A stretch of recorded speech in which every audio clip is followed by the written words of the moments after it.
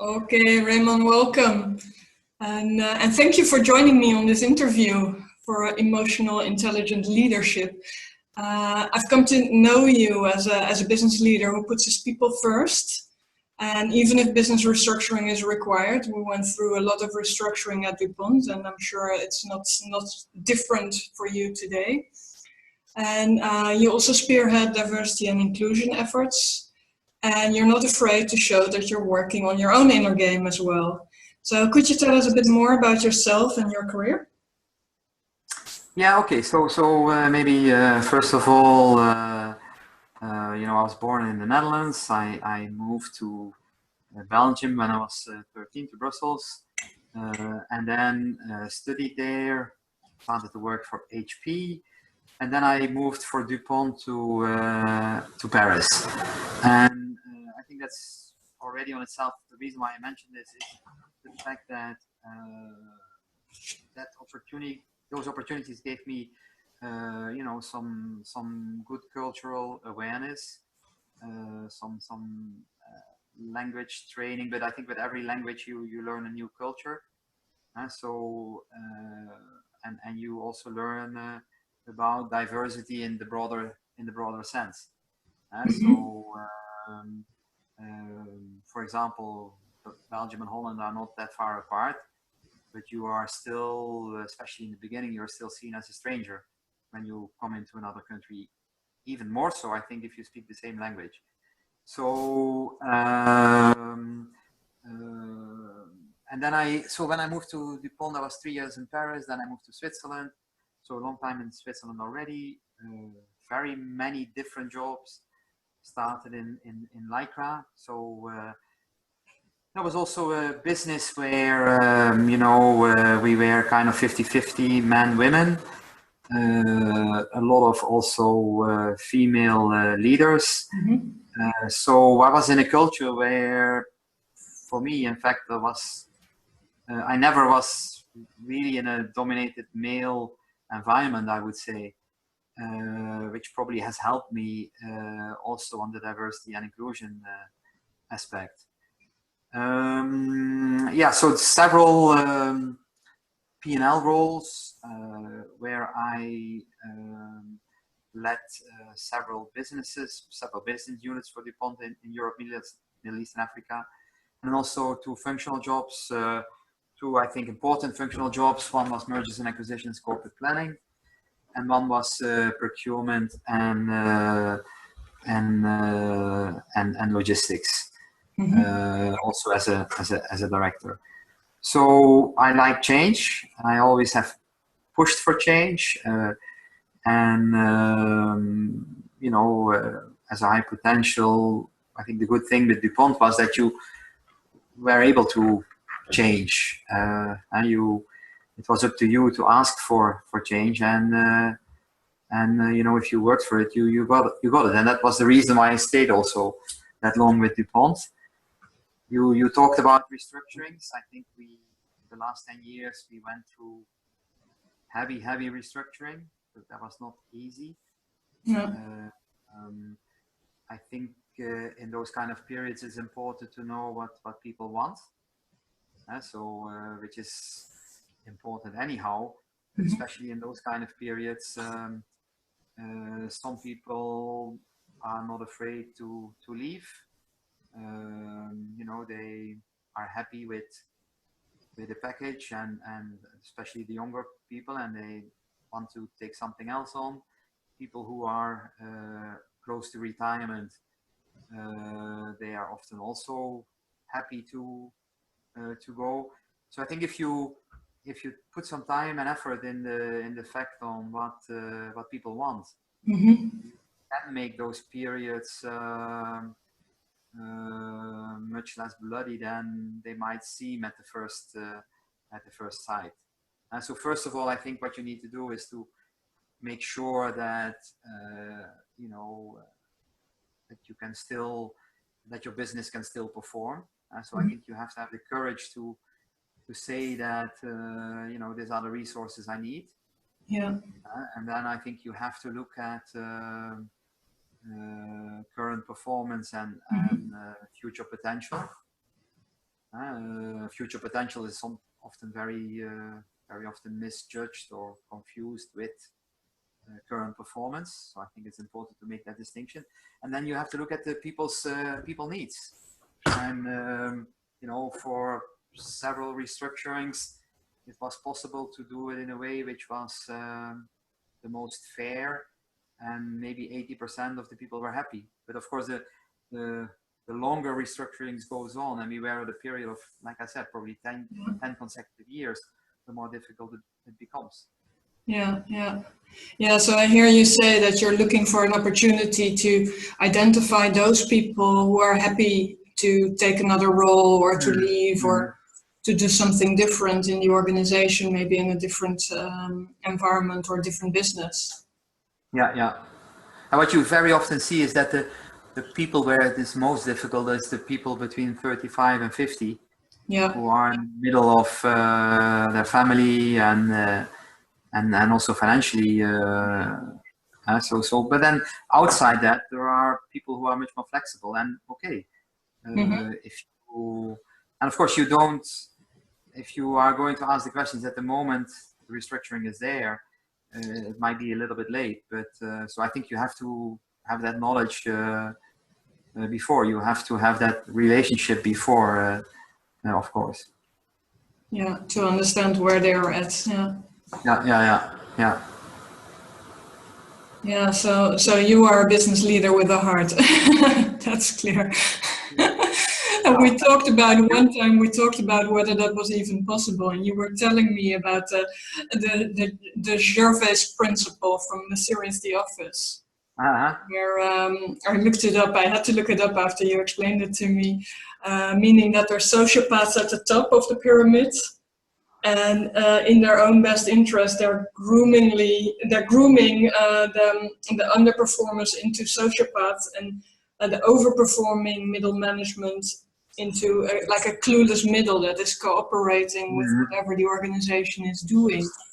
And I must say, we've recently seen again in the news, or like Volkswagen or things like that, that you think, wow, how is this even possible that nobody seems to react?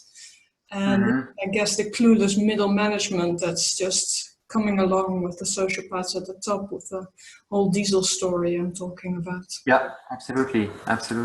So do you think it's possible in an organization to lead with a heart?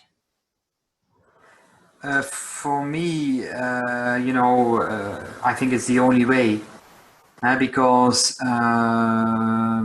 especially if you think on the long term, I think the trust you gain is on the long term. And connecting with the previous point, I think you can have those open discussions with your people if they trust you. It's impossible to have those discussions if they don't trust you, because and then you are managing secrets. So they will close their opinions, and you start managing secrets. So for me, life is about more than just numbers. So for me, it's the only way to lead. And you talked about the sociopaths. Of course, I think there is a portion of sociopaths on the top, and many of the layers. But I still believe that there is a big chunk of high IQ, high EQ people also on the top, and that are for me the real leaders. Emotional intelligence is so important nowadays, especially with the complexity we have. If you lead a business, businesses today are so complex that you just have to depend on your team. And if you believe that you can do on your own each of the jobs better than your team, then I think you miss something. And that the point you miss there is probably a lot of emotional intelligence. So for me, leading with the heart leading with the heart is for me the only way to lead a team on the long term. So if you would uncover a situation that for you is not in line with your own ethical values, would you connect then with the leaders at the top that you consider are the ones with enough EQ? Sorry, can you repeat that one? Yeah, I'm just wondering if you would come across a situation where something is happening that is not in line with your own inner values or your ethical values. How would you escalate that in the organization? How would you make sure that not something like the Volkswagen story happens? Yeah, I've lived this. I've lived this unfortunately several times. Not many times, but let's say maybe 2 times in my DuPont career. DuPont very known and a high reputation for ethics. And then you see some people, unfortunately, higher up, and maybe we fall into the category of sociopaths, where people are, putting the results at a higher level than ethical behavior, and it's a very difficult thing to do. But again, I think that if you join, you join a company, I think because of its, or you join a company and then you learn about the culture, and I think if you have a problem with that culture, I think it is better to leave. And so, but I was very much fond of the culture of DuPont. Yeah. And I saw it, because of my previous bosses, I clearly felt that I had to defend this. So I have spoken up in one particular case, and it has certainly not helped a faster career progression, and so it has certainly stopped me for a couple of years in my career. But I have never regretted it, because I think you just cannot let go through particular things. And for me, it was about authenticity. I think it is important to find the right support structure around you.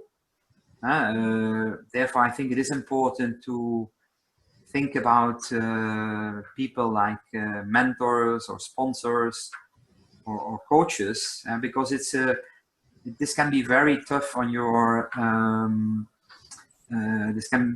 very tough on your on your brain. You have a lot of pressure. Yeah. And I think you have to look for the right support. So, for example, I involved legal in a more formal way. I had asked advice from legal. And then I had also people, for example, who were not in the business, but, who were, for example, in a function, which I could trust and where I could discuss the subject with, and also ask for guidance and advice. So I don't think you have to be afraid for asking for help and advice in those kind of situations. Yeah, so you seek your supporters and make sure that you've got backup before you even escalate the whole issue, making sure that you're in the right position, that you really understand it together with legal and and stay very factual. Don't become emotional. Stay very factual. Stay with the principles and the ethics of the company, and then and then you have a way out. So I was in my right, and I defended what I was standing for, It had a negative effect on, at that moment of time, on my career. But at least, you know, I could look at myself in the mirror each morning. Yeah. So that is important, I think. And I think on the long term, it has probably has done me a favor. And no regrets, exactly. No. You have to live with yourself as well. I've not had a serious situation like that, but a few times I had to say things and I knew that it wouldn't land very well, but to say it from your own values, you at least know that you've done what is in line with your own personality. Yeah, absolutely. Yeah. Absolutely. Yeah. All right. So, and in the course, we've talked about emotional intelligence and also about your own values and beliefs, and knowing your own emotions and understanding how they affect, well, yourself and others. So, only once we've got self-awareness, if we know what our true self is, can we perceive how others might feel. And do you have that same point of view? And what are your experiences in that respect? Yeah, I think that knowing yourself is I think it's a Dutch expression, probably. Knowing yourself is the start of wisdom. Have self-awareness, yeah. Yeah, exactly. And so I think, yeah, self-awareness is very important. And what is interesting, I think, is that you have to have a certain maturity in your life to look at that. So, for example, if at least if I think back about my student life, you know, then at that moment of time, the only truth was the truth of our little group. That was the truth of the world. But I think that the more you advance in life, the more you learn, you see that is not true. There are so many different realities outside there. So I think self-awareness is again, for me, is very important. I have probably done kind of 15 self-awareness tests in my life, and because I just like it, you know, I just you get, every time you get another insight. I've read a lot of books about it, and there's so much you can learn from that. So and I think also when you talk about self-awareness, you know, I think that is the basis of thinking and talking about diversity. Because so I am this way, and then 90% of the people are very different from how I am. So by knowing yourself, you indeed understand much better others. And for example, in tests like the Briggs Minor Type Indicator, Myers-Briggs Type Indicator, MBTI, I think it's very interesting to look at the opposite of yourself, because you clearly see that are not always the people you get along with the most or the best. Exactly, but if you always seek out the people that are like you, then you don't have a very well-rounded team, right? Because everybody wants to do the same thing, because everybody loves the same thing. Yeah. Exactly. So the strength of a team is in its diversity, and that is absolutely true. But you know, sometimes you wonder why. You know, sometimes you think, why am I not agreeing with this person, or why do I have difficulty understanding this person? But you know, if you then see where those people are, you get a better understanding of it. They just come from a different dimension, and you have to respect that. Yeah. And very often they come with an opposite view, which helps very much with the thought process and getting to the best quality decisions. Yeah, well, a trick that I use is when I get slightly annoyed, I'm like, what can I learn from this person that I don't have? Yes. And usually it's that specific thing that's maybe slightly annoying from me, but it means actually that I don't allow myself to develop that quality. Yeah. And now you come also to a point, and you know, on maybe also, you know, things, for example, I could do better myself is I can still probably be a better listener in those kind of situations. And being a better listener starts with being, asking the right questions. So I try to do that with myself. So if I feel I have a situation like that where I see somebody coming from a completely different angle, what I train myself for is to continue to ask questions on why that person is coming from that angle, and that, like you say, that gives you then good insight. Yeah. Yes. So yeah. So when you build your team, are you looking for specific characteristics that you don't have? And how do you inspire people that are so different from you? Yeah, exactly. Yes, I absolutely look for diversity in the broadest sense of the word. So, for example, I'm trying to look here at a gender balance. You see also, I look at people in my team as there are some people with a very good industry experience, then there are some people coming from the outside, there are younger people, older people. So quite honestly, there is a higher diversity. I would say not a gender balance, but from the rest of the perspective, I think there is a better diversity from an aspect of inside, outside. So you have a better mix from people coming from the inside and from the outside than we had, for example, in DuPont. Yeah. On the gender balance, we need to do more work here. So yes, I always look at trying to.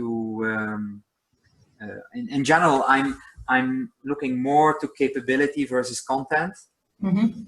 So content is important, especially in a complex business. But if you have the right capabilities, then people will learn that content. So therefore, I'm not afraid to either change people who have a lot of content knowledge, and then if they are not performing in their current job, to change that. I have not so much issues with doing away with content and looking more at capability when you look at new people coming in. Yeah. So, yeah.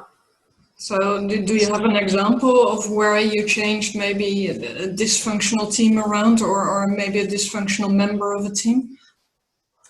Yeah, I have had this, and dysfunctional for me can be there because of mainly two reasons. Maybe there are more, but two come to mind at this moment of time. One is the person doesn't perform, and that can be because of capabilities. It can also be because being in the wrong job. And so that is one case. And then you have people who are just very negative, obstructive, and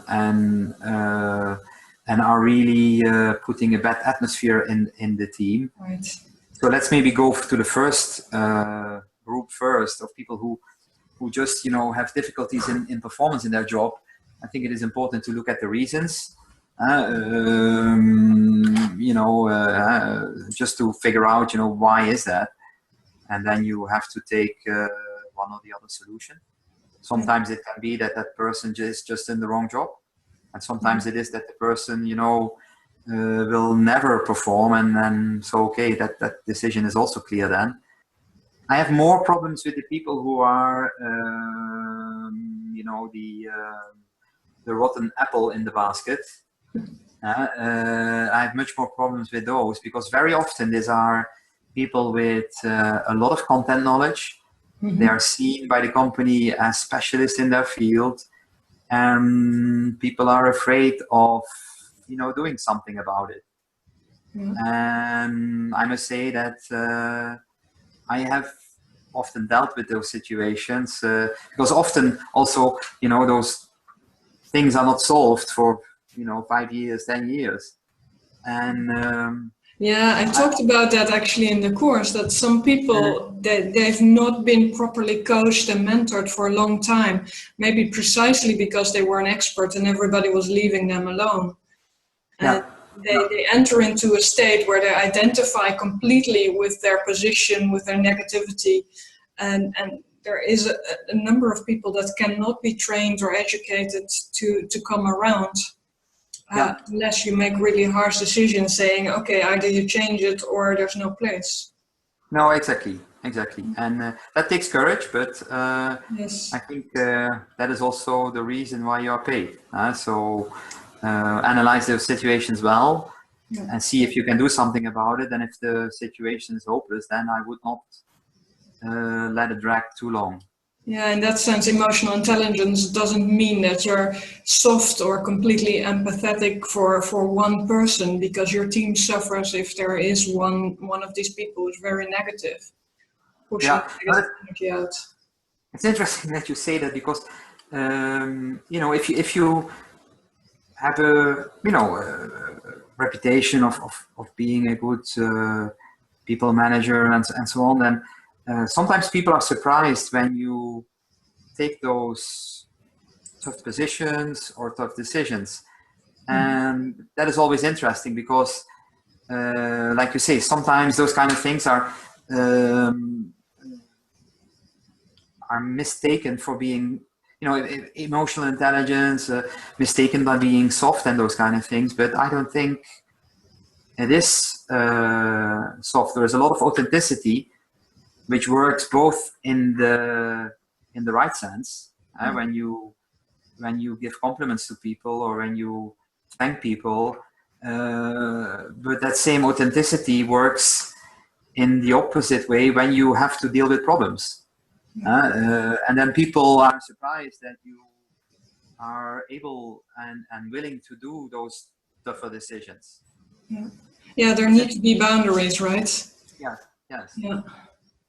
Like any good parent. No, absolutely. Absolutely. I by the way, I think that both things are very close together. One of the books you had not on your list, I thought, was Mindset from Carol Dweck. I did see her TED Talk. I didn't read her book.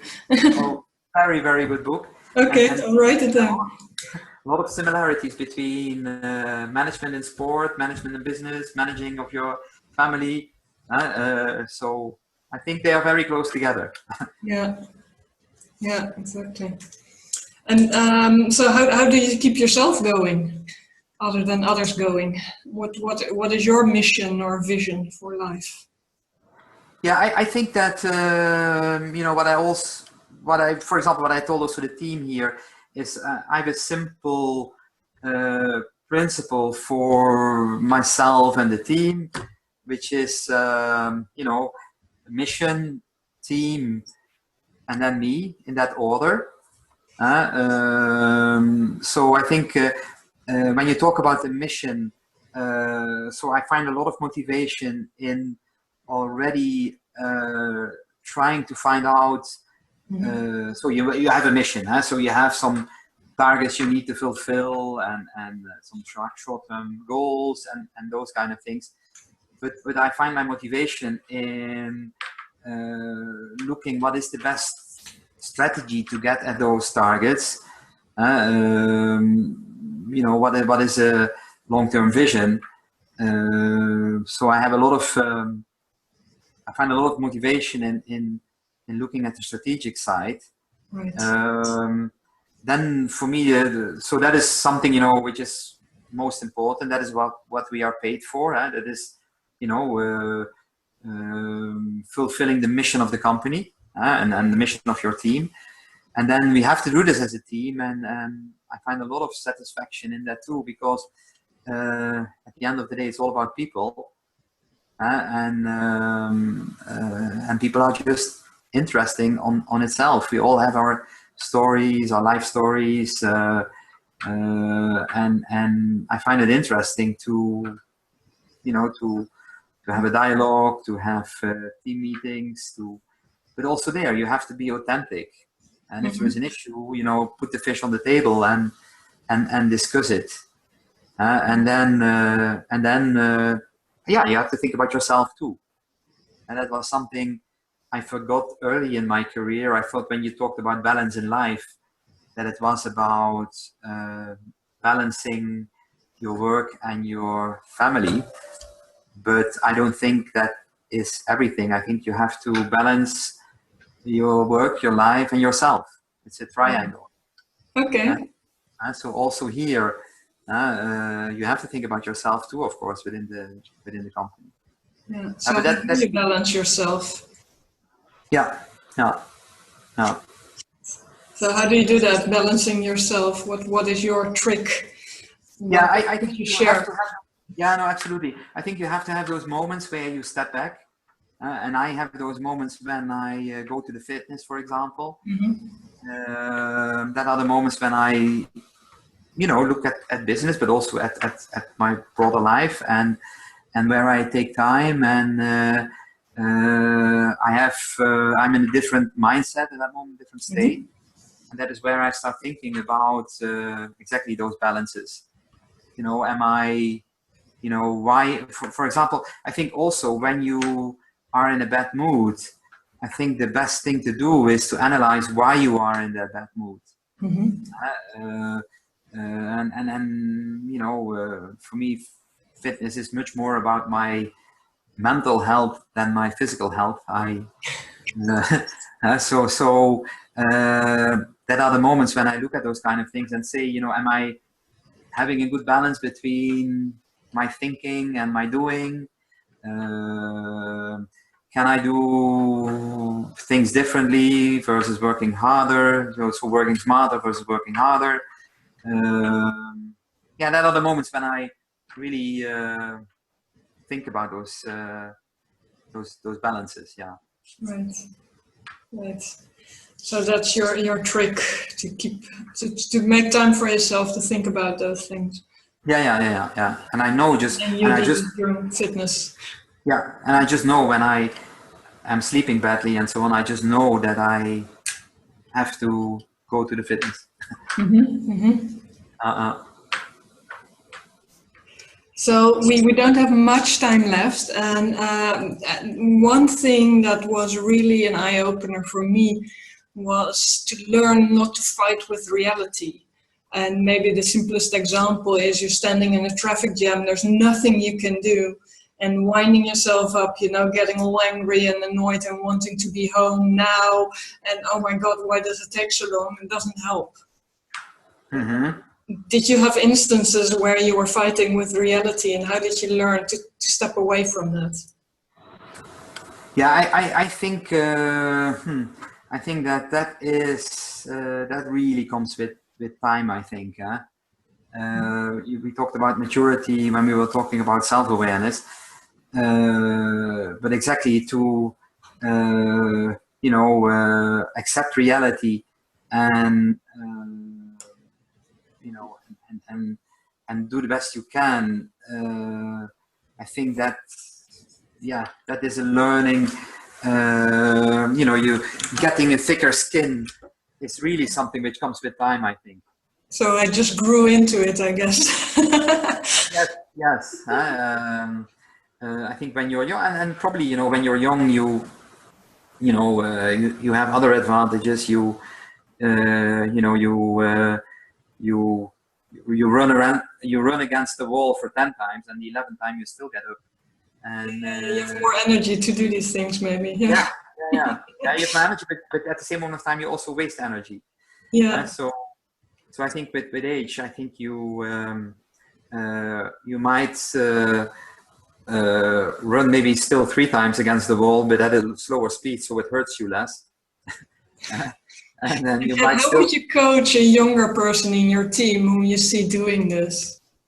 I would the last thing I would say is get rid of your energy. So I would just say, you know, keep that energy, But with that, I think what is also important is keep the sense of humor with it, and look at the relativity of things, because I think, especially when you're younger, you think, you know, these are, you know, things so extremely important, but you have to learn to step back. So you know, I think you often, if you think about, you know, suppose this doesn't go through, I think make your worst case scenario, and if you do that, then often you see that that worst case scenario is not, you know, that bad, and the world doesn't stop turning.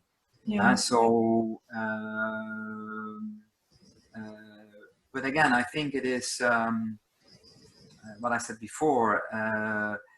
You know, if you put your heart in the business, it is difficult not to be emotional.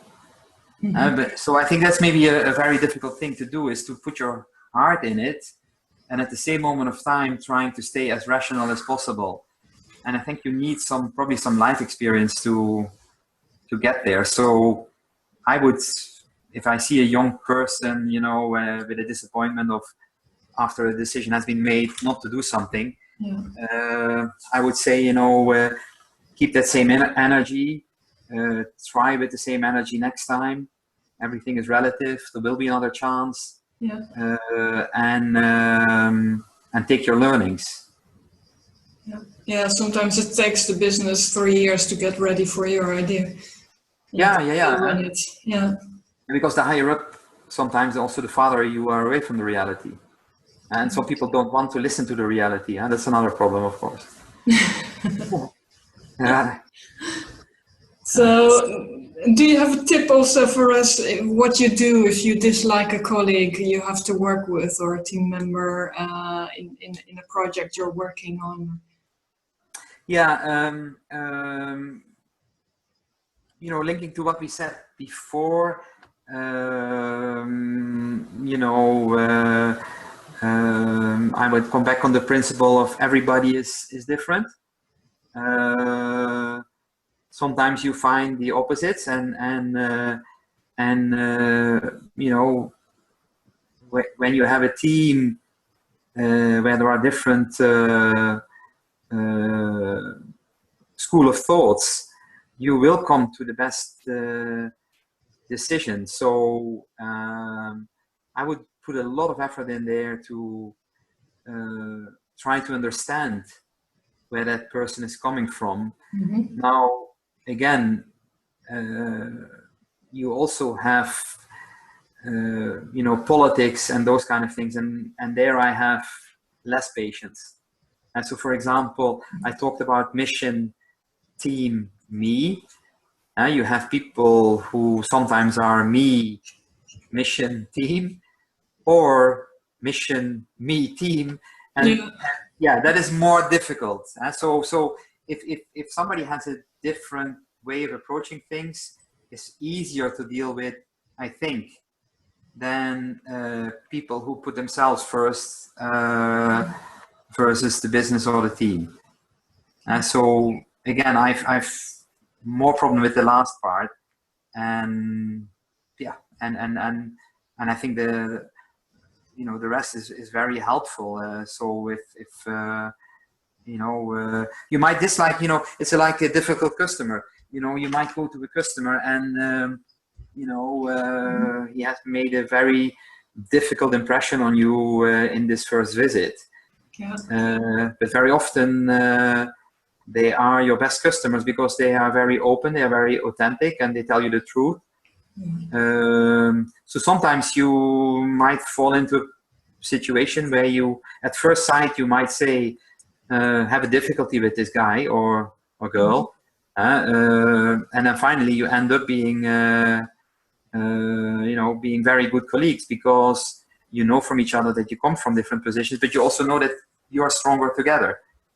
So I would put a lot of effort in really understanding why there is this feeling of dislike, if you want. I have to smile because I so recognize that, and my customers were mostly internal. And the most difficult business leaders are the ones who help most to improve my process because they weren't satisfied with everything that I would propose. Absolutely, absolutely, Yeah. absolutely. Yeah. I do recognize that. Well, we have a few minutes left, so I just wanted to ask you, is there anything I didn't ask that you think is important for aspiring emotional intelligent leaders? You know, I was very impressed by the quality of your questions. So I have, you know, I've really no other suggestions. I really have. This is the most difficult question you asked me. So. What would you say to a younger you, maybe? Yeah, that's another way of asking it. You know, I some early learnings where you know, if you come with a problem, come with a solution. Yeah. I think, you know, again I learned this in my already during my student life when I was active in student organizations, but also at HP. I had to relearn it again. That you know, if you were not happy with some situations, then you know, you just cannot complain. So you have to come with positive improvements and solutions. So that was a very young learning. And then still, what is interesting is the strength of a team is in its diversity. I also learned it, you know, I would say not too late, but you know, I could have done probably with more insights in that at a younger age. So starting with more self-awareness, just understanding other people better, not immediately thinking that, you know, if they have a different opinion, they are, you know, they're stupid or those kind of things. So yeah, that are the kind of things I would, that are the big themes I would probably think about. Yeah, I agree. To be solution oriented and to come with your suggestions instead of complaints. Yeah. I think is very important because it's you that holds the key, right, to having a nice life. And if you only see problems, you're not going to have a very nice life. And you can do a lot of gossiping at the coffee corner, but Yeah. Oh, exactly. help you Exactly. having a better life. And Yeah. the second one, the way I love reframing that is, what is the work that you don't want to do? You know, what is it that you hate? And there's probably somebody in your team or around you or that you can hire that loves to do that kind of stuff. So No, absolutely. let them do it. I never heard about that one, but that is a very good way of stating it, because I never thought about it that way. Yeah. Well, there are a few things that I hate to do, so that's why I think the solution. Me too. I think there's probably at least 50% of your job you would like to do without, and 50% which you love. So yeah, absolutely. Yeah, so hire the person that does the 50% you don't like to do. Oh, absolutely, absolutely. Yeah. All right. Well, I'll let you go. Thank you so much, Raymond, for giving us those answers and giving us your insights from a long career in leadership. Okay, many thanks to you, Afke.